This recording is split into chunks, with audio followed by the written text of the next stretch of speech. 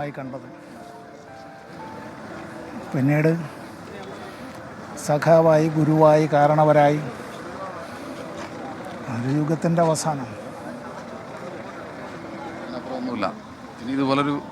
ഇനിയൊരിക്കലും മടങ്ങി വരാത്തതായ ഒരു കാലവും ഇനിയൊരിക്കലും മടങ്ങി വരാത്തതായിട്ടുള്ള ഒരു യുഗം. ഞാൻ വീട്ടിലുണ്ടായിരുന്നു.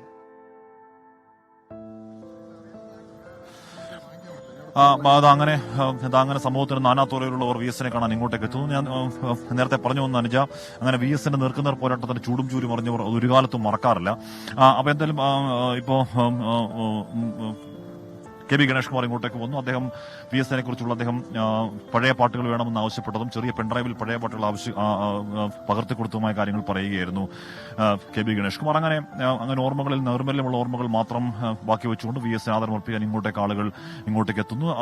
അതിലൊക്കെ പ്രധാനം ഒരുപക്ഷെ നേതാക്കളുടെ പ്രതികരണങ്ങളല്ലെന്ന് തോന്നുന്നു അനുജ. വൈകാരികമായ ഒരുപാട് മനുഷ്യരെ നമ്മൾ കാണുന്നുണ്ട്. വൈകാരികമായി തന്നെ അവർ സംസാരിക്കുന്നുണ്ട്. വി എസ് നേർക്കുന്നവർ അവർക്ക് എന്തായിരുന്നു, വി എസിന്റെ നയങ്ങൾ അല്ലെങ്കിൽ വി എസ് മുഖ്യമന്ത്രിയായിരിക്കെ നടത്തിയ നയങ്ങൾ ഏത് രീതിയിലാണ് അവരുടെ ജീവിതത്തെ പോസിറ്റീവായി ആഴത്തിൽ ഡെപ്തിൽ സ്പർശിച്ചത് എന്ന കാര്യമൊക്കെ പറയുന്ന കുറേയധികം ആളുകളെ നമ്മൾ കാണുന്നുണ്ട്.